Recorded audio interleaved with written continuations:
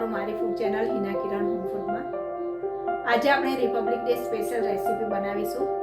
તો જો રેસીપી ગમે તો રેસીપીને લાઈક આપી વિડીયોને શેર કરજો અને મારી ચેનલ હિના કિરણ હોમ ફૂડ ઉપર નવા હો તો ચેનલને સબસ્ક્રાઇબ કરી બાજુમાં રહેલા બેલ આઇકન દબાવી દેજો, જેથી ચેનલની દરેક પ્રકારની નોટિફિકેશન તમને મળતી રહેશે। તો ચાલો બનાવીએ।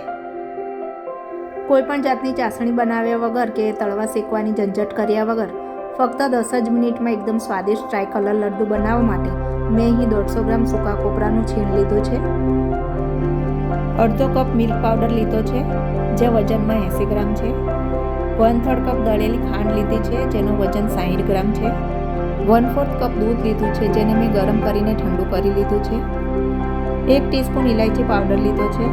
ઇલાયચી પાવડરની જગ્યાએ તમે કોઈ પણ એસેન્સનો પણ ઉપયોગ કરી શકો છો। સાથે લાડુને તિરંગાનો કલર આપવા માટે કેસરી અને લીલો કલર લીધો છે જેને આપણે પાણીમાં ઓગાળીને ઉપયોગ કરીશું। આ ત્રિરંગા લાડુ બનાવવામાં આપણે માવાનો ઉપયોગ નથી કરવાના, તેમ છતાં પણ લાડુ એકદમ મસ્ત બનશે જે બાળકોને તો ખૂબ જ ભાવશે। તો ચાલો પછી લાડુ બનાવી લઈએ। લાડુ બનાવવા માટે સૌપ્રથમ એક મિક્સિંગ બાઉલમાં સૂકા કોપરાનું છીણ એડ કરીશું। હવે બાઉલ ઉપર એક ચાળણી મૂકી તેમાં દળેલી ખાંડ અને દૂધના પાવડરને ચાળી લઈશું। ચાળવાથી ખાંડમાં અથવા તો દૂધના પાવડરમાં ગાંઠો પડી ગઈ હશે તો તે ઉપર જ રહેશે, જેને આપણે ચમચાથી દબાવીને તોડી લેવાની છે। આ રીતે ખૂબ જ સરળતાથી બંને વસ્તુ ચડાઈ જશે। તો અહીં તમે જોઈ શકો છો કે દળેલી ખાંડ અને દૂધનો પાવડર સારી રીતે ચડાઈ ગયા છે, એટલે તેમાં ફ્લેવર માટે 1 ટીસ્પૂન ઇલાયચી પાવડર ઉમેરીશું।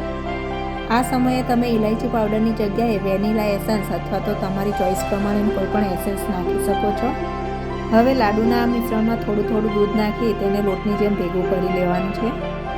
અહીં આપણે દૂધને ગરમ કરીને ઠંડુ પાડેલું હોય તેવું જ વાપરવાનું છે। અત્યારે આપણે ગણતંત્ર દિવસ સ્પેશિયલ ત્રિરંગા લાડુ બનાવી રહ્યા છીએ। આવી જ રીતે મેં કેસરી અને લીલો કલર વાપરીને ત્રિરંગા પુલાવ પણ બનાવ્યો છે, જેની લિંક પણ હું તમને ડિસ્ક્રિપ્શનમાં આપી દઈશ, જેથી તમને હજુ વધુ ટ્રાય કલર રેસીપીની જાણકારી મળશે। તો અહીં આપણું લાડુનું મિશ્રણ સરસ ભેગું થઈ ગયું છે। હવે આ મિશ્રણમાંથી આપણે 3 કલરના લાડુ બનાવવાના છે, તો તેના માટે મિશ્રણના 3 સરખા ભાગ કરીને બાઉલને સાઈડ પર મૂકીશું અને લાડુમાં ઉમેરવા માટેનો કલર તૈયાર કરીશું। અહીં મારી પાસે લાડુમાં ઉમેરવા માટેનો ફૂડ કલર પાવડર ફોર્મમાં છે, જેમાંથી 1 ચપટી જેટલો લીલો કલર ચમચીમાં લઈને તેમાં 1 ટીસ્પૂન પાણી ઉમેરી બરાબર મિક્સ કરીશું। તો અહીં આપણો લીલો કલર તૈયાર થઈ ગયો છે। આ જ રીતે આપણે કેસરી કલર પણ બનાવી લઈશું। પાવડર ફૂડ કલરને આ રીતે પાણીમાં ઓગાળીને વાપરવાથી કોઈપણ ફૂડ આઇટમમાં તેનો કલર એકદમ સરસ બેસે છે, જે દેખાવમાં પણ એકદમ સુંદર લાગે છે। તો અહીં મેં બંને કલરને પાણીમાં બરાબર ઓગાળી લીધા છે।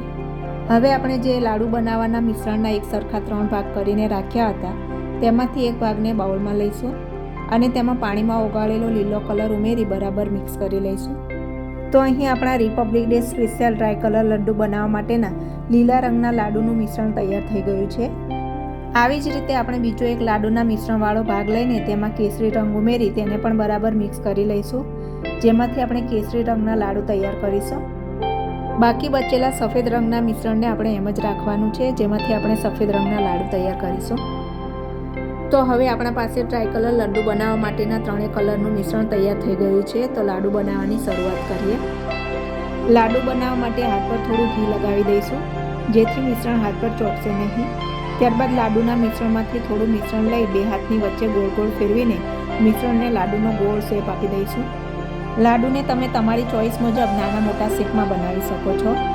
સરસ લાડુ બની જાય એટલે તેને થોડા સૂકા કોપરાના છીણમાં રગદોળી દઈશું, જેથી લાડુ ઉપર સૂકા કોપરાનું કોટિંગ થઈ જશે।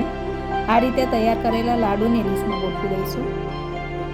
આ જ રીતે આપણે લીલા અને સફેદ રંગના મિશ્રણમાંથી પણ લાડુ તૈયાર કરીને તેને ડીશમાં રાખી દઈશું।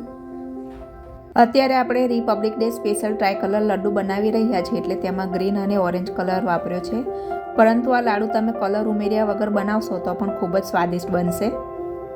તો તમે પણ આપણા રાષ્ટ્રીય તહેવારોમાં કે બાળકોને ટ્રાય કલરની સમજ આપવા માટે આ ટ્રાય કલર લડ્ડુ જરૂરથી બનાવજો।